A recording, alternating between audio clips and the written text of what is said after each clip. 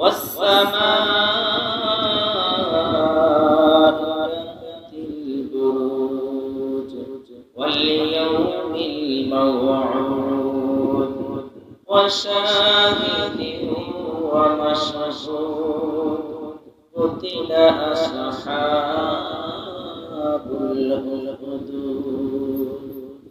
النار ذات الوقود إذ هم عليها قعود وهم على ما يفعلون بالمؤمنين شهود وما نقموا منكم إلا أن يؤمنوا بالله العزيز الحميد والسماء ذات البروج والعرش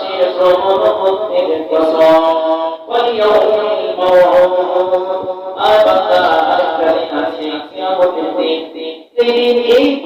যত মানুষ রয়েছে প্রতিটা পীরের তার জীবন রয়েছে যাদের তার পরবর্তী তাদেরকে একত্র হিসাবে করে এই দিনের কেমন দিবসের কথা আল্লাহ তাআলা কেমন কথা বলেছেন এরপরে বলতেছেন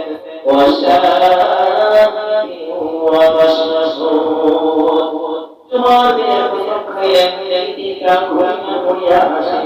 প্রতিদিন সকালে সূর্য উদিত হয় আমার সূর্যোদয়ের সময় শনিবার থেকে বৃহস্পতিবার পর্যন্ত যতগুলো বার রয়েছে তাদের মধ্যে সবচেয়ে দামি এবং গুরুত্বপূর্ণ দিনগুলো জমার দিন আর এই দিনটার কথা আল্লাহ তাআলা চাইলেন আর আমাদের মধ্যে আল্লাহ আবু রাদিয়াল্লাহু তাআলা আমাদের বর্ণিত বলে এই জমার দিন এমন একটা গুরুত্বপূর্ণ এক ঘন্টা সময় সংগঠিত হয় এই সময়ের মধ্যে যদি কোনো ব্যক্তি কোনা কোন আল্লাহ তাআলা দরবারে করে নাম যায় আল্লাহ তাআলা তাকে খালি হাতে হেঁটে যাচ্ছে না বলে সুবহানাল্লাহ এই দিনে যদি কোনো বান্দা আমল করে তার জন্য জান্নাতের পথে সহজ হয়ে যায় অর্থাৎ এই সমস্যা হলো নামাজ সালাতের সময় এই দিনটি আল্লাহ তাআলা পছন্দ করেন তারপরে বললেন ওয়াশহুদ আমান মানুষের কসম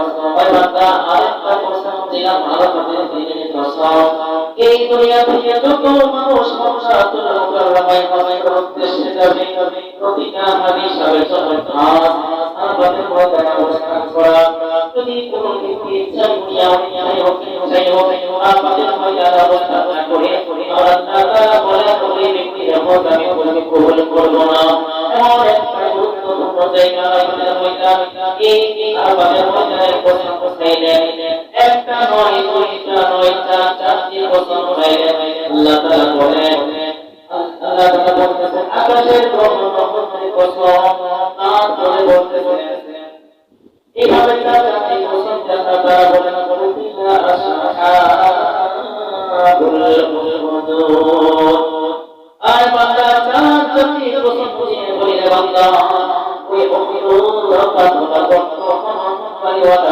আমি ধ্বংস হবে তারা ধ্বংস হবে তাদের কাছে আমি আল্লাহর অভিশাপ আল্লাহ তাআলা চারটি কসম দিয়ে বললেন যে বর্তমান ধর্মওয়ালা বলতে বলতে রঙ আলোচনা আছে যে বর্তমানওয়ালা ধ্বংস আর অভিশাপ আল্লাহ তাআলা দিলেন যদি আল্লাহ তাআলা কাউকে অভিশাপ দেয় দুনিয়ার সকল মানুষ যদি তার প্রতি দোয়া করে দোয়াকে কবুল হবে আশা করা যায় সম্ভব না আল্লাহ তাআলা বলেছেন যে চারটি কসম দিয়ে বললাম যে বান্দা একটা শ্রেণীর লোক আছে একটা দল আছে যে দল বর্তমান করেছিল এই বর্তমান আল্লাহর উপর আল্লাহ তাআলা অভিশাপ দিয়েছেন ধ্বংসের কথা দোয়া করেছেন এটা দুনিয়ার অবস্থা দুনিয়াতে যদি কোনো ব্যক্তির উপর এরকম ভাবে অভিশাপ দেয় ধ্বংসের জন্য ওই ব্যক্তি মরণের পর জান্নাতে যাওয়ার প্রশ্নই আসে না যে আল্লাহ তাআলার ইচ্ছাই জান্নাত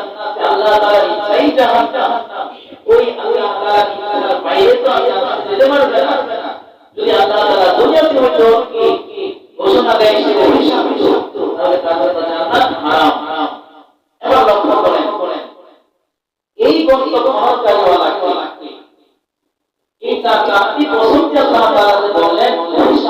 এই গর্ত বহনকারীওয়ালা, এই গর্ত বহনকারীওয়ালা হলো এক ধরনের একটা দল। রাসূল সাল্লাল্লাহু আলাইহি ওয়াসাল্লামের 90 বছর আগে ওই জায়গাতে এমন একটা আবির্ভাব জালেম শাসক এসেছিল। ওই জালেম শাসক এমন ভাবে দেশকে পরিচালনা করেছিল, এমন ভাবে নির্যাতন করেছিল মানুষের উপর। হুদাই করার জন্য, হুদাই তো পাওয়ার জন্য মানুষকে একসাথে কিছু মুফাসসিরিন কেরাম বলেন 20,000, কিছু মুফাসসিরিন কেরাম বলেন 40,000 মানুষকে একসাথে সে আগুনে পুড়ে হত্যা করতে বলে নামাজ পড়ে। এই গর্ত বহনকারীওয়ালা ব্যক্তির উপর আল্লাহ তাআলা অভিশাপ দিয়েছেন। এখন এই অভিশাপ কেন আল্লাহ তাআলা দিলেন? কেন এই ঘটনা কেন আলোচনা হলো? মক্কাতুল মুকাররমায় যেদিন নবী করিম সাল্লাল্লাহু আলাইহি ওয়াসাল্লাম নবীকে মুসলমানদেরকে দাওয়াত দিতে শুরু করলেন, দিনের দাওয়াত দিতে শুরু করলেন। তাদেরকে আর মাথা চলে আসলেন, আর মাথা চলে আসো, জাহান্নামের পথ থেকে ফিরে আসো, এমন ভাবে দাওয়াত দিতে শুরু করলেন। আর যতদিন পর্যন্ত দুনিয়ার উপরে গর্ব করেছেন, ততদিন পর্যন্ত বান্দা কোনো টাকা তারা হয় নাই, যখন থেকে আল্লাহর রাসূল বান্দাদেরকে হয়ে বসে বসে শুরু করলেন আমাদের কথা বললেন, এটা হারাম, এটা না যায়, এটা কোনো কারণে করতে পারবা, এমন ভাবে নসিহত করতে শুরু করলেন। তখনই আবু জাহেল সাহেব সুফিয়ান সহ নানান ধরনের নেতারা তাদের উপর জুলুম নির্যাতনের কাজ করে দিল। আর যখন এমন ভাবে তাদেরকে নির্যাতন শুরু করলো, এই সাহাবায়ে কেরাম তার কষ্ট সহ্য করিয়া রাসূল সাল্লাল্লাহু আলাইহি ওয়াসাল্লামের দরবারে আসিয়া হাজির। ইয়া রাসূলুল্লাহ, ইয়া হাবিবাল্লাহ, আল্লাহ তাআলা নিকট দোয়া করেন, আমার আল্লাহ তাআলা আমাদেরকে কষ্ট থেকে সমাধান করুন, আল্লাহ তাআলা আমাদের এই কষ্ট থেকে রেহাই দান করুন। এই ভাবে করতে শুরু করলেন। হযরত জিবরাইল আলাইহিস সালাম তখন এই আয়াত নিয়ে হাজির। আর আল্লাহ রাসূল তাদেরকে জানিয়ে দিলেন, বান্দা শোনো, আজ থেকে 90 বছর আগে এমন একটা শাসক চলে আসছিল, এমন একটা শাসক চলছিল, এই জনক শাসক ছিল তার খুদাই করার জন্য এমন একটা পরিস্থিতি স্বীকার করেছিল। 20,000 মানুষ একসাথে একত্রে তাদেরকে ধ্বংস করেছিল। যখন এইভাবে মুসলমান শুরু করলো, এই সাহাবাকে হুজুর তারা শুরু করলো। তাহলে এখান থেকে বোঝা যায় যে আলেম তারা যখন নির্যাতন শুরু করি, তখনই আল্লাহ তাআলা তাদের কাছে দোয়া করতে বলে সাহাবারা, আল্লাহ তাআলা তোমাকে এই সূরা নাযিল করেন, এই প্রেক্ষাপট, এই সান্ত্বনা দিয়ে আল্লাহ রাসূলকে এই আয়াত নাযিল করেন, এই সূরা নাযিল করেন। বান্দা কষ্ট দিও না, আল্লাহ তাআলা সান্ত্বনা দিচ্ছে। এমন একটা সময় আসছিল, তোমরা তো মাত্র কয়েক ঘন্টা কষ্ট করো, কিন্তু তারা এমন ভাবে নির্যাতনের শিকার হয়েছে, এমন ভাবে দূষিত হয়েছে, তাদের জীবিত পর্যন্ত রাখে নাই, আমাদের অত্যন্ত বেশি তারা চিন্তা করেছে। যখন এইরকম ভাবে ঘটনা বলতে শুরু করলো, তখন সাহাবারা কান্না করতে শুরু করলো, আর বলতে লাগলো, ইয়া রাসূলুল্লাহ, আর বলবো না, আল্লাহর যেমনি ইচ্ছা আমরা আল্লাহ তাআলার উপর একত্ববাদ, তাআলার উপর বিশ্বাস আস্থা রেখে আমরা দুনিয়াতে চলবো। এইভাবে সাহাবাকে বলেছিল। এবার আসেন এই জুলুম শাসনের শিক্ষা করে প্রেক্ষাপট আলোচনা না করতে বোঝা যাবে না। এই দুনিয়ার মধ্যে রাসূল সাল্লাল্লাহু আলাইহি ওয়াসাল্লামের আবির্ভাবের 90 বছর আগে এই জালেম শাসক দুনিয়ার মধ্যে এমন একটা জুলুম শাসক হিসেবে পরিণত ছিল। তিনি ইয়ামেন দেশের বাসিন্দা ছিলেন। এই ইয়ামেন শাসকরা সকলকে একসাথে পরিচালনা করে দেখতেছি সেই নবীদের মতো এমন একটা পরিবেশ হয়ে গেছে, সবাইকে সেই লালন পালন করার মতো পরিবেশ। তাকে আহাদে শেখায়, তাকে আহাদে শেখায় না, তাকে সারা দিন সে ছাড় পায় না, তাকে মনসাই তাকে কারাগারে রাখে। এমন ভাবে সে চেষ্টা করলো আমি সব করতে পারি, তাই আমি খোদাগিরি দাবি করতে পারি, বলি না নাউযুবিল্লাহ। এইভাবে এই লোক শাসক, এই জালেম শাসক ঘোষণা দিলেন, আমি সারা তোমাদের এই পথ নাই, রাস্তা নাই, আমাকে খোদা বলে দাবি করো। এইভাবে বলার পর তাদের উপর জুলুমের একটা রুশ তৈরি করে দিল, যারা এই শরীয়তের কথা শুনবে না, মানবে না, তাদের উপর জুলুম নির্যাতন শুরু হবে। তো আগেকার যুগে যখন মানুষরা দেশ পরিচালনা করত, তখন ওই দলের মধ্যে ওই সবাই ওই পরিবারের মধ্যে আরেকটা দল থাকতো, তারা গবেষণা করত, চিন্তা ভাবনা করত। বর্তমান সময়ে যেখানে আমাদের দেশের আইনকে প্রণয়ন করা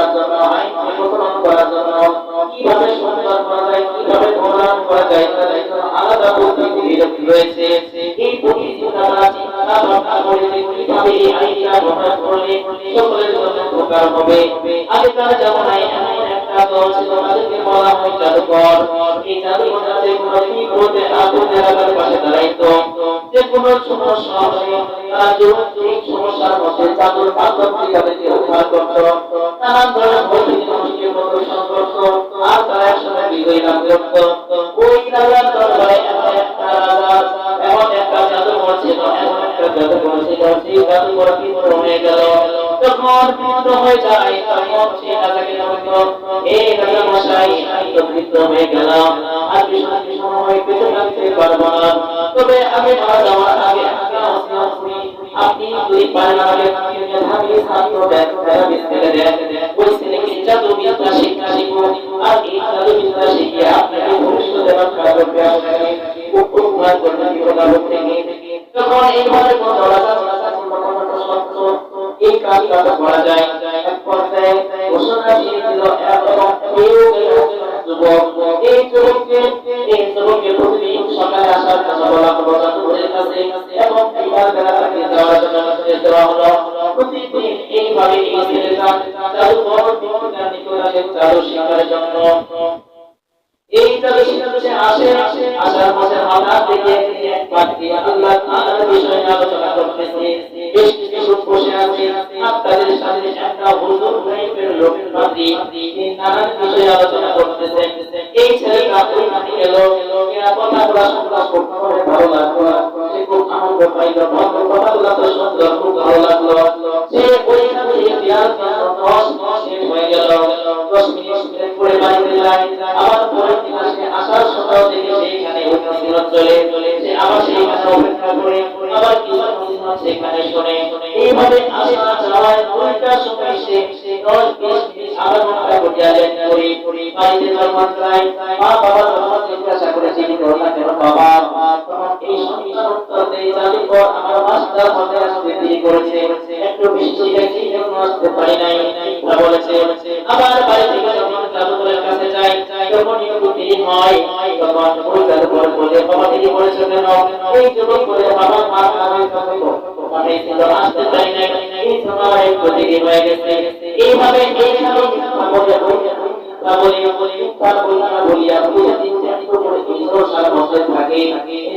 আলোচনা শুনে সারা মনের মধ্যে তিনি বলতেছে এই পানি এই দুনিয়ার রাজত্ব একদম যে হলে এখন পুরো আমার আল্লাহ তাআলা, এই আল্লাহ তাআলার হুকুমে আসমান জমিন গাছ পালা প্রমাণ সব কিছুই চলে। এমন ভাবে তিনি তাদেরকে শিক্ষা শিখেছেন, যা কিছু আছে সব কিছু আল্লাহ তাআলার হুকুমে চলে। তিনি সারা বিকল্প আর খোদা নাই, তিনি সারা বিকল্প আর আমাদের নাই, এইভাবে বলতেছেন। তো এই ছেলের কথা শুনে তার অন্তরে একটা আকীদা তৈরি হয়ে গেল, ঈমান গান হয়ে গেল, বেশি হয়ে গেল। আমরা নিশ্চয়ই আল্লাহ তাআলা সব কিছু করবে। কারণ আমরা জানতো আরেকজনের কাছে টাকা নিয়ে আরেকজনকে দেয়, আমার কাছ থেকে টাকা নিয়ে তার কাছ থেকে নিয়ে আমাকে দিবে, কিন্তু নিজে থেকে কিছু করতে পারে না, ওষুধ তৈরি ভালো করতে পারে না, আরেকজনের মনটা ধরতে হয়, বিরোধ করে সেই উদ্ধার করতে পারে না, আল্লাহ তাআলা কবুল না করে। এইরকম ভাবে চিন্তা করতে করতে তার মনের মধ্যে আল্লাহ তাআলা প্রেম ভালোবাসা ঢুকে গেল। এমন ভাবে সকালবেলা রওনা দিল, জাদুকরের কাছে আসবে। হঠাৎ রাস্তার মধ্যে দেখে একটা ভয়াবহ জন্তু দাঁড়িয়ে আছে। এই জন্তুটাকে বলেছে বাঘকে বলেছে, সবচেয়ে বড় কথা হলো একটা ভয়ানক জন্তু। এই জন্তুটা দেখিয়ে অনেক লোক দাঁড়িয়ে আছে, রাস্তার এই পারে লোক ওই পারে যাইতে পারে না, ওই পারে লোক এই পারে আসতে পারে না। সবাই চিন্তা করতেছে এই প্রাণীটা কখন এখান থেকে চলে যাবে। এই চিন্তা করতেছে কেউ কিছু বলে না, কেউ কিছু করতে পারে না। এই ছেলেটা দাঁড়িয়ে এই অবস্থা, তার মনের মধ্যে একটা উৎসাহ প্রদান করলো। ভাবতেছে আমি দুইটা ভূতার উপাসনা হয়ে যাই, একদিকে আমি শুনেছি মাতৃ মাসে আমার আল্লাহ তাআলা এক, আমার যেখানে জাদুকরের কাছে যাই সেইখানে গিয়ে দেখি আমার রাজা আমার আরেক খোদা। আমি একটা ধ্যান নিব, আমি একটা পরীক্ষা করব, যদি আমার আল্লাহ তাআলা এক হয় এই ধ্যানটা শুনে মানুষ সাথে সাথে ওই প্রাণীটা মরে যাবে। আর যদি ওই আল্লাহ তাআলার মধ্যে কোনো ভুল থাকে, সমস্যা থাকে, তাহলে এই প্রাণী মারা যাবে না। এইরকম আল্লাহ তাআলাকে চেক করার জন্য একটা পাথরের কোনা হাতে নিলেন, আর বিসমিল্লাহ বলিয়া ওই পানি থেকে নিক্ষেপ করলেন। তখন এই পাথরটা ওই পানি থেকে নিক্ষেপ করলো। নিক্ষেপ করার সাথে সাথে প্রাণীটা মরে গেল, পড়ে গেল, মারা গেল। সবাই থেকে কাঁদিত হয়ে গেল। এই পানিটা ছেলে, এই 11 থেকে 12 বছরের সন্তান, এই ছেলে কি করে নিক্ষেপ করলো, তার জন্য এই প্রাণীটা মেরে হয়ে গেল। এই চিন্তা করতে তার ভাবতে ছেলে তত কোনো স্বাভাবিক ছেলে নয়, যেহেতু প্রতিদিন কাজ দরকারে যায়, তাহলে অবশ্যই নাম আছে, প্রভাব আছে। এইরকম ভাবে সবাই চিন্তা করতেছে ছেলেটার বিষয়ে আলাদা পাওয়ার আছে, আলাদা পাওয়ার আছে। এই পাওয়ার না থাকতো তাহলে এই একটা ছেলের মাধ্যমে এই প্রাণী বর্তমান চতুর্দিকে নাম দেওয়া শুরু হয়ে গেল। এক পর্যায়ে তার কাছে নানান রোগী আসতে শুরু করলো। কুষ্ঠ রোগী আসে, তার কাছে বলে আমাকে উদ্ধার করো, এই বান্দা এই সন্তানটা বিসমিল্লাহ বলে আল্লাহর উপর ভরসা করিয়া তোমার দুধ দেয়, ওই রোগীটা সুস্থ হয়ে যায়। তারপরে যখন কোনো অসুস্থ ব্যক্তি যায়, সুস্থ হয়ে যায়, কানা যায় ভালো হয়ে যায়, পুরা রোগ যায় ভালো হয়ে যায়। এইভাবে যখন সকল লোকরা ভালো হতে শুরু করলো, চতুর্দিকে তাকে নাম তার কাছে কাছে শুরু করলো। ছেলে দোয়া করে ভালো হয়ে যায়, তার নাম পাঠতে শুরু করলো। শুধু সেই সময় সে বর্তমান সময়ে যদি এমন একটা অদ্ভুত কিছু দেখানো যায়, দেখবেন যে তার মহিলাদের কোনো অভাব হবে না। চতুর্দিক থেকে ছেলে মেয়ে পুরুষ মহিলা আগুন হয়ে যাবে। এটা অনেক বড় বুজুর্গ ব্যক্তি। এইরকম ভাবে এই ছেলের কাছে মানুষ আসতে শুরু করলো, ভালো হতে শুরু করলো। এই খবর প্রচার হতে হতে হতে হতে গ্রাম থেকে ইউনিয়ন, থানা, জেলা এবং এক পর্যায়ে এই খবর চলে গেল। একটা ছেলে আছে, ওই ছেলের কাছে যে কোনো সমস্যা নিয়ে গেলে পরে ওই ছেলেটা যদি মুখ দেয় সাথে সাথে ভালো হয়ে যায়। তারপর ওই রাজপ্রাসাদে একজন মন্ত্রী ছিল, ওই মন্ত্রীটা ছিল অন্ধ, সে চোখে দেখতো না। একজন এই বলতো, যদি তুমি সুস্থ হয়ে চাও, যদি তুমি তোমার এই কানের রোগ ভালো করতে চাও, তাহলে তুমি ওই ছেলের কাছে চলে যাও, তোমাকে ভালো করতে পারবে। তার মনে হলো আমি দুনিয়াটা দেখতে পারি নাই, দুনিয়াটা রঙিন না সাদা কালো, মানুষের চেহারা কেমন, জন্ম থেকে আমি অন্ধ। যদি আমার চেহারা ভালো হয়, আমি দুনিয়াটা দেখতে পারতাম, মানুষরা দেখতে পারতাম, কতই না ভালো হইতো। এই চিন্তা করিয়া সে অনেক টাকা পয়সা স্বর্ণ মুদ্রা নিয়ে রওনা দিল বাচ্চার দরবারে। এবার এই বাচ্চার কাছে বলতেছে, আই ছেলে, আমি তোমার কাছে আসছি, আমার চোখটা ভালো করে দাও। আমার যদি চোখ ভালো করে দিতে পারো, তোমাকে টাকা পয়সা দিব, স্বর্ণ মুদ্রা দিব, তোমার অভাব হবে না।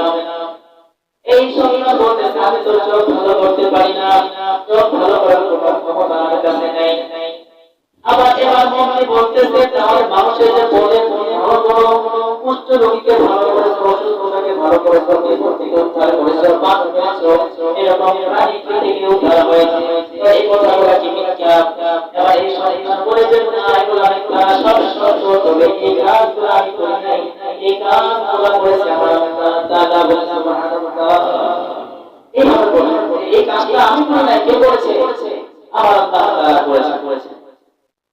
এবার এই কথা বলে, তাহলে তুমি তাই করো, তোমার আল্লাহকে বলে আমাকে সুস্থ করে দাও। এবার এই ছেলে বলে যে বলে এমনি হবে না, যদি তুমি আল্লাহ তাআলার কাছে সাহায্য চাও, সর্বপ্রথম শর্ত হলো তোমাকে আগে মুসলমান হতে হবে, কালেমা পড়তে হবে। এবার যে কালেমা পড়ে মুসলমান হতে হবে, আল্লাহর উপর ঈমান আনতে হবে, আর কোরআন পড়া ভালো করতে। এবার এই মন্ত্রী মনে করতেছে, যাই হোক আমার দুনিয়া জানে উপকার করতে পারে নাই, আমি তো তার দরকার কোনো দিক থেকে আসি। এই যদি ভালো করতে পারে, আল্লাহ যদি ভালো করতে পারে, তাহলে আমার সমস্যা। এবারে কালেমা পড়ে মুসলমান হয়ে গেল। মুসলমান হওয়ার পরে এই সন্তানটা আল্লাহ তাআলার দরবারে যদি হাত তুলে দোয়া করতে লাগলো, আর রাব্বুল আলামিন এই বান্দাটা তোমার উপর ভরসা করিয়া তোমার কাছে সাহায্য চাই, তুমি তাকে সুস্থ বানিয়ে দাও, তার অসুখ দূর করে দাও। এইভাবে তোমার করার পর এই অন্তরটাও ভালো হয়ে গেল। সুবহানাল্লাহ। যখন এই অন্তর ভালো হয়ে গেল, নামটা আরো ভালো শুরু করলো, কানা ভালো হয়ে গেছে, তার চলাফেরা পরিবর্তন। হঠাৎ সে আকাশ থেকে, বাতাস থেকে, মানুষ দেখে এখানে দেখতে পারে, এখানে চলে, এখানে লাফালাফি করে, সব তো নতুন তার কাছে। এইভাবে দৌড়াদৌড়ি করতে করতে এমন একটা দিন আসলো, সে বসে সবাই একটা বৈঠকের প্রদেশে হাঁটাহাঁটি করতেছে। রাজার চোখে পড়ে গেল এই লোকটা তো আমার বন্ধু ছিল, এই লোকটা দেখে নাকি তাকে ডাকছিল, এই মহিলা তুমি কি চোখে দেখো নাকি? আমি তো জানি তুমি অন্ধ। এবার এই মহিলা বলে, হ্যাঁ আমি তো চোখে দেখি, তোমাকে এই চোখ দিয়ে ভালো করলো, এই মহিলা বলে আমার আল্লাহ ভালো করেছে, কোথায় কথা বলেছে, আমার কোথায় আমাদের ভালো করেছে। এবার এই রাজা খুশি, আরে অনুষ্ঠান করো, আয়োজন করো, গান বাজনা ভর্তি করো। এই কথা ঘোষণা দিতে দিতেই আবার বলে, আরে তুমি তো না, তোমার বড় আমি বলি নাই, আমার এমন একজন খোদা আছে, সেই খোদা আমাকে ভালো করেছে, সেই তুমি না। ওই খোদা, ওই আকাশের মালিক, এই জমিনের মালিক, তোমার মালিক, আমারও মালিক, গাছপালা, পাহাড় পর্বত পর্বতা সব কিছুর মালিক, আমি ওই খোদার পরিমাণ এনেছি। এইভাবে যখন বললো, তার চোখে মুখে একটা চমৎকারী লেগে গেল। আরে রাস্তায় বসালে আমার এইভাবে বললো, এতদিন থেকে মানুষ আমাকে খোদা হিসেবে জানে, আমাকে এখানে বলে দিল যে আমি কিছুই করতে পারলাম না, তার কোনো খোদাই করি নাই। সে একটা লজ্জা অপমান মনে করলো, এবং তোমাদের বলা হলো তাকে ধরে জেলে ঢোকাও, তাকে জেলে ঢোকাও। সে আমার বিরুদ্ধে কথা বলেছে। জানেন তো জালেমের সন্ত্রাসী জানেন শাসক সংগ্রহ এরকম, আপনি হক পাতে চাই বলেন না, আপনার কথা বিচার বিশ্লেষণ করবে না, তার পক্ষে তার বিপক্ষে কথা যদি আপনার উপর জুলুম নির্যাতন শুরু করে, এটাই হলো জালেম। তার পক্ষে কথা বলবে, সব ঠিক। জালেমের সংখ্যা এরকমই। এই জালেম শাসক তাকে নির্যাতন শুরু করে দিল, তাকে জেলখানায় রাখা হলো।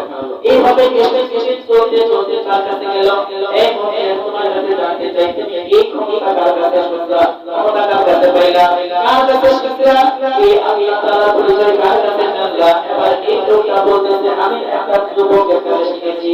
ওই যুবকের খবর দেখে নিয়ে আসা হলো। এবার যুবককে ওই জেলের মধ্যে আটকানো হলো এবং তাকে জিজ্ঞাসা করা হলো, তুমি কার কাছে এই কার মাথায় দেওয়া শিখেছো? এবার এই লোকটা বলতে, ওই বাচ্চাটা যেটা বলতেছে, আমি এক পাত্রীর কাছে শিখেছি। এবার ওই পাত্রীকে ডেকে নিয়ে আসা হলো। এই পাত্রীকে এসে বলা হলো, তুমি কোন দিনের অধিকারী? তখন এই পাত্রী বলতেছে, আমি ঈসা নবীর খোদার উপর অনুসারী, আমি আল্লাহ তাআলার উপর ঈমান এনেছি। এইভাবে বলার পর রাজা তাকে বলা হলো, আয় তুমি এই মুহূর্তে তার উপর বসা থেকে দিয়ে আমাকে যদি খোদা হিসেবে না মানো, আমি ওদের তোমাদের সামনে আমার মাথার উপর পড়া দিতে করবো। এখন এই মনে বলতেছে, আয় রাজা, তুমি তোমার দরবারে আমি এত দিয়েছিলাম, উপকার করতে পারো নাই, তোমার কোনো সাহায্য সহযোগিতা ছাড়াই আমার ভালোভাবে চলেছে। আর তুমি যে কোনো মূল্য আছে করতে পারো, এই আল্লাহকে আমি একবার টাকা সাথে আমার আল্লাহ তাআলা আমাকে খুশি হইয়া চলতে ভালো করেছে, ওই আল্লাহ তাআলার বিপক্ষে আমি কখনো যাব না। যখন এইভাবে বললো, আর তোর নিয়ে আসিয়া তার মাথা নিয়ে করার যেটা কোটি আগে বললো, এইভাবে তাকে কষ্ট দেওয়া হলো। এবার এই পাখিকে বলা তুমি যদি খোদাকে না বলে দাও, আমাকে যদি খোদার ঘোষণা স্বীকার না করো, আমি কিন্তু ওর পর তোমাকে হত্যা করবো। এই পাখি বলতেছে, আমাকে যে কোনো মনের যে কোনো সমস্যা করো, আমার কোনো সমস্যা নেই, একমাত্র আল্লাহ তাআলাই আমার প্রভু, আল্লাহ তাআলাই আমার সর্বশক্তা, এর মধ্যে কোনো সন্দেহ বা কোনো প্রশ্ন নাই। এইভাবে বলার পর এই রাজা তাকে বিখণ্ডিত করে ফেলল, বিখণ্ডিত করে ফেলেছে।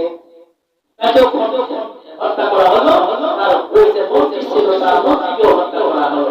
এবার চিন্তা করতেছে, এই ছেলেকে স্বাভাবিকভাবে মারা যাবে না, মানুষ দেখবে যে আমি তাকে কতটা নির্যাতন করে তাকে মেরেছি, কতটা কষ্ট দিয়ে তাকে মেরেছি, সেটা যেন মানুষের দেখে আর ভবিষ্যতে যদি কোনো ব্যক্তি আল্লাহকে স্মরণ করতে চায়, তাদের সাথে তার এই মরণটা তার স্মৃতির মধ্যে ভেসে ওঠে।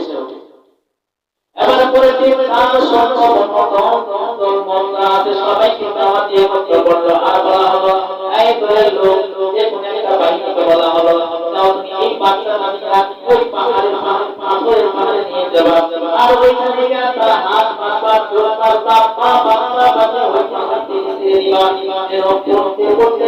করতে তার হাত পা ওরা ভেঙে চূর্ণ হয়ে যায়, আর সে হায়াতটা ফিরে পায়। এইভাবে তাকে প্রতিবাসন তাকে দেখে কতটা কষ্ট হয়েছে। এইভাবে বলার পর এই সৈন্য পাহাড়ের উপর জেলায় এবার এই সন্তান দোয়া করতে চায় রব্বানা আলামিন আমাকে এই শহীদদের হাত থেকে রক্ষা করো আপনি মাসুম আমাকে রক্ষা করো আমাকে তারা আমার তারা কে আমি খুশি দিতে করো আমি সাথে তোমাকে হোক আমরা তৌফিক দাও এইভাবে ইমান করা আল্লাহ তাআলা তোমাকে কবুল করে নিলেন এক পর্যায়ে ওইখানে এটা ভূমিকম্প শুরু হয়ে গেল এই ভূমিকম্প হওয়ার সাথে সাথে ওইখানে যত প্রকার সন্ত্রাস ছিল পুলিশ বলেন গোলামি বলেন গুলিয়ার বলেন হানাদার বলেন বিজেপি বলেন ইত্যাদি ইত্যাদি সকল কাঁপতে কাঁপতে কাঁপতে কাঁপতে পড়ে গেল সকল সন্ত্রাস শেষ একটা ওয়াজ জীবিত ফিরতে পারে এবার আল্লাহ তাআলার হুকুমে ওই যুবক আবার ইতিহাস করা হয়েছে না তো চমকে গেছে চোখ বলে ব্যাপার কি তোমার তো বড় কথা তুমি বললা না আমার সম্মান কই সবাই শেষ আল্লাহ তাআলা আমাকে রক্ষা করেছে আরে আল্লাহ তাআলা আমাকে রক্ষা করেছে আমার সম্মান সব শেষ সম্মান দিলাম এবার রাগ আরো বাড়লো এবার বলতেছে আয়েশা ওই কি আমি পাহাড়ে ছিলাম মানতে পারি নাই এবার তোমারও নিয়া গভীর নদীর মধ্যে হাত বাঁধিয়ে দিবা সেই হাত থেকে আর ফিরাতে পারবে না অর্থাৎ বড় বড় প্রাণী মাছগুলো তাকে খেয়ে ফেলবে এবার এই ঘটনার উপর আমল শুরু হয়ে গেল তার সম্পূর্ণ দলবল অর্থাৎ নৌ বাহিনীতে হাতে তুলে দিল তাদেরকে তাকে ওই গভীর নদীর মধ্যে ফেলে দিবে এইভাবে যখন তাকে নিয়ে চলে গেল গভীর মধ্যে হঠাৎ করে এই সন্তান আল্লাহ তার কাছে দোয়া করতে চায় আল্লাহ আমাকে যাইতেছে রব্বুল আলামিন আমাকে রক্ষা করো তুমি তো রহমানুর রহিম তুমি আমাকে উদ্ধার করো এই দিনের প্রতিষ্ঠা করতে হবে ইসলামকে কায়েম করতে হবে এইভাবে দোয়া করা শুরু করলো আল্লাহ তাআলা তার দোয়া কবুল করে নিল এবার হঠাৎ করে দেখে আকাশে অন্ধকার চতুর্দিকে কালো আকাশ ধারণ করেছে বাতাস শুরু হয়ে গেল ঘূর্ণিঝড় শুরু হয়ে গেল অর্থাৎ ওই লঞ্চ চালু হয়ে গেল ওই লঞ্চ থেকে বাইরে হয়ে মাদ্রাসা আরেক কাঠের টুকরা মধ্যে ভাসিয়া এই নদী কিনারে আসলো এরপর ওই নৌবাহিনী ছিল সব নষ্ট হয়ে গেছে এই শহীদ আবার দরবারে এসে হাজির এবার রাজা দেখে বলে তুমি এখনো মরো নাই আমি তো মরিনি আমার সেনাবাহিনীরা কোথায় সব শেষ মরে গেছে আল্লাহ তাআলার হুকুমে আমি বেঁচে আছি ফিরতে এইভাবে বলার পর রাজা রাস্তা হয়ে বলতেছে তুমি বলো তো বাবা তোমাকে কি হবে মারলে বাবা বাচ্চাকে জিজ্ঞাসা করে সাথে কিভাবে মারলে তুমি মরবা বলো তো নিব এবার এই সন্তান বলতেছে আয় রাজা মশাই তুমি আমাকে মারতে চান আমার আল্লাহ তাআলার উপর ইমান দেওয়ার লাগে অর্থাৎ বিসমিল্লাহিল মাউলাল গোলাম এমন ভাবে আমাদের দিয়ে নিক্ষেপ করবেন আল্লাহ তাআলার উপর আল্লাহর নাম স্মরণ করে নিক্ষেপ করবেন তাহলে আমি মারা যাব আর এই মারা যাওয়া আপনার উদ্দেশ্য ছিল মানুষের সমস্যা আমাকে মারিয়ে দিবেন আমিও চাই এই গ্রামের মধ্যে এই মহল্লার মধ্যে এই দেশের মধ্যে যত মানুষ আছে সকলকে সবার সামনে আমাকে হত্যা করেন শহীদ করেন আমিও এটা চাই এইভাবে বলার পর এই সন্তানের কথা অনুযায়ী রাজা ঘোষণা করে দিল যত মানুষ আছে আমার রাজ্যের মধ্যে সবাই একত্র হও সবাই একত্র হইলে সবার সামনে আমি এই বাচ্চাটাকে হত্যা করব এইভাবে সকল লোককে একত্র করে যখন তাদেরকে তীর নিক্ষেপ করবে সবাই দেখতেছে যখন তাদেরকে তীর নিক্ষেপ করবে তখন বিসমিল্লাহি এই কথা বলে আল্লাহর উপর ভরসা করে আল্লাহর নাম শুরু করে ওই পিতৃকে হত্যা করতে আল্লাহ গোলামকে হত্যা করতে চাই এই কথা বলে তীর মারলো সাথে সাথে লাগা সাথে আর দুনিয়ার এক মাস থেকে আরেক মাসে বাইরে হয়ে গেল কয়েক সেকেন্ডের মধ্যে সেই বাচ্চাটা মারা গেল এবার এই বাচ্চা মারা যাওয়ার পর সে তো খুশি আমি তো শেষ তো সব শেষ করলাম এখন তো সবাই আমাকে একসাথে কোথায় কিন্তু মূল ঘুরে গেল এইখানে উপস্থিত ছিল কমপক্ষে 20,000 মানুষ 20,000 কিংবা তার বেশি 20,000 পদার্থ 20,000 এই 20,000 মানুষ করতে লাগলো ব্যাপার এমন ভাবে কিন্তু সে মৃত্যু বরণ করলো সে বাধা দিল না সে নিষেধ করলো না তারা কতবার চেষ্টা করলো পাহাড়ে নিয়ে মারার কথা সে মারতে পারলো না একবার চেষ্টা করে নদীর মধ্যে তাকে মারবেন সেখানেও মারতে পারলো না যখন এই বাচ্চা নিজের শিরে ভাষা আছে এই সরকার এই রাজা তাদের নির্দেশ করে নিক্ষেপ করলো তীর তখন এই বাচ্চা মারা গেল নিশ্চয়ই এই বাচ্চা আরো বেশি শক্তিশালী এই গোটা চিন্তা করিয়া সকল বিচার মানুষের সবাই এক আল্লাহ তাআলার উপর আনন্দ বলে সুবহানাল্লাহ। মা বাবা কইছো তিনজন আইসা মন্ত্রী পাত্রী আইকরে বসে তিনজন মারা পর এবার মুসলমান হলো কয়জন 20,000। এই 20,000 মানুষ সব একসাথে কালেমা পড়ে মুসলমান হয়ে গেল। রাজার মাথা আরো বেশি খুশি হয়ে গেল। আমি করতে চাইলাম কি হয়ে গেল কি আমি ভাবছিলাম যে তিন মারলে আপনি নিজেই খোদা কি করে মহাবর বাদ পাই ক্ষমতা থাকবে না, কিন্তু এখন তো সবাই মুসলমান হয়ে গেল, সবাই আমার বিপক্ষে চলে গেল। এইরকম ভাবে যুগের পর যুগ যারা জালেম ছিল, জালেম শাসক ছিল, তাদের ক্ষমতাকে ধরে রাখার জন্য মানুষের জীবনটাকে জীবন মনে করে নেয়, যে কোনো ধরনের জিনিস ত্যাগ করে দুনিয়া থেকে বিদায় দিয়ে এই জালেম শাসক শুধু ওই সময় সীমাবদ্ধ ছিল না। কোরআনটা নাযিল হয়েছে আজ থেকে 1400 বছর আগে, হুকুম থাকবে কিয়ামত পর্যন্ত। অর্থাৎ এই শ্রেণীর জালেম কিয়ামত পর্যন্ত দুনিয়াতে আসবে। এইভাবে ইসলাম মানুষকে করবে। আরেক শ্রেণীর লোক ইমানদার লোক আল্লাহ তাআলা এমন ভাবে মহব্বত করবে যে তার জীবন উৎসর্গ করবে, আর তাকে লোক দিতে পারবে না, যেতে পারবে না। যেমন আল্লাহ তাআলা বলেন ওমাই ইয়াশাউর রাসূলুল্লাহ মিন বা'দি মা তাবায়্যানা লাহুল হুদা। আল্লাহ তাআলা বলেন দুনিয়ার মধ্যে এমন এক শ্রেণীর লোক আছে যারা আল্লাহ তাআলাকে এমন ভাবে মহব্বত করবে তার নিজের জীবন পর্যন্ত উৎসর্গ করবে, ফেরেশতা করবে না। এমন ইমানদার দুনিয়াতে থাকবে। তাই হোক, তারপরে এই আলেম শাসক শাসন করতেছে কি ব্যাপার, এত সবাই মুসলমান হয়ে গেল, কি করা যায়? এবার তার রাতে যত সদস্য রয়েছে সবাইকে নিয়ে আসা হলো, আর বলা হলো তোমরা তাদেরকে এখানে বন্দী করে রাখো, আর চতুর দিয়ে তোমরা পিটু দিয়ে মাটির করা বললাম যে চতুর্দিকে গর্ত খনন করো, গর্ত খনন করে সেখানে আগুন লাগায় দাও। এই আগুন থেকে তারা বাইরে দেবে না। এবার নিচে ওই যে সূরা পড়তে পড়ছিলাম গর্ত খননকারী ওয়ালার উপর এবার নিচে গর্তওয়ালার সাথে এইটুকু গল্পটা আসলে অনেক এইগুলো হলো ব্যাখ্যা বলা আলোচনা। আমাদের সবাই বড় বলে ব্যাখ্যা বলা আলোচনা করা আধা ঘন্টা, একদিন 10 থেকে বেশি গেছে। শর্ট করে বলতে সাইকেল আছে যে এই গর্ত খনন করার পর ওই লোকদেরকে বলা হলো তোমরা যদি আমাকে মানো ছেড়ে দিব, আর যদি না মানো তাহলে আগুনে আগুন করবে। এইভাবে বলা হলো। তখন বাবারা বলতেছে যে আমাদেরকে বন্দীরাই আরো ছেড়ে দাও, চাই করো, আমরা কিন্তু মানে আল্লাহর উপর এখান থেকে কিছু ঘটনা সম্ভব না। তারা ইমান এনেছে কতদিন আগে? 1 মিনিট 2 মিনিট আগে।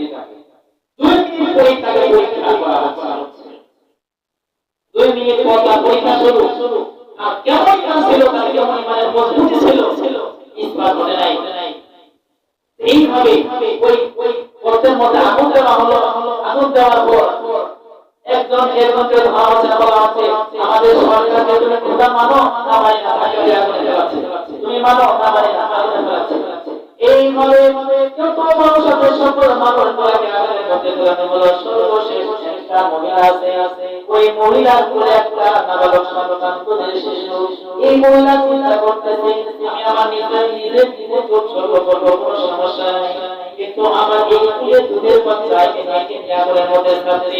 খুব চিন্তা করে গেল, আল্লাহর কাছে দোয়া করতে চাই, রব্বুল আলামিন আমি কি করব আমি বুঝতে পারছি না, নিজের জীবন দেওয়া কোনো বিষয় না, কিন্তু এই বাচ্চা সন্তানকে কিভাবে আগুনে রাখবে।